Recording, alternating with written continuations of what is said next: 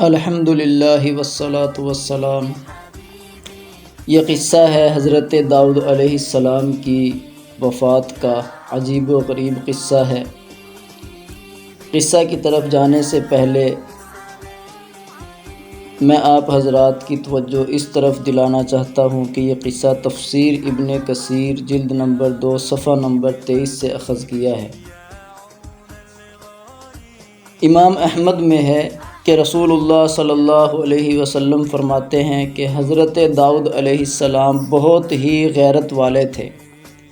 جب آپ علیہ السلام گھر سے باہر جاتے تو دروازے بند کرتے جاتے، پھر کسی کو اندر جانے کی اجازت نہ تھی۔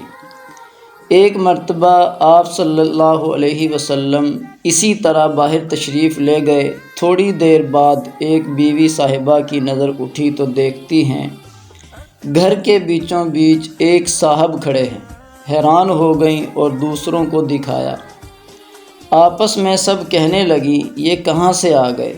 دروازے بند ہیں، یہ داخل کیسے ہوئے؟ خدا کی قسم حضرت داؤد علیہ السلام کے سامنے ہماری سخت رسوائی ہوگی۔ اتنے میں حضرت داؤد علیہ السلام بھی آ گئے۔ آپ علیہ السلام نے بھی انہیں کھڑا دیکھا اور دریافت کیا کہ تم کون ہو؟ اس نے جواب دیا، وہ جسے کوئی روک اور دروازہ روک نہ سکے، وہ جو کسی بڑے سے بڑے کی مطلق پرواہ نہ کرے۔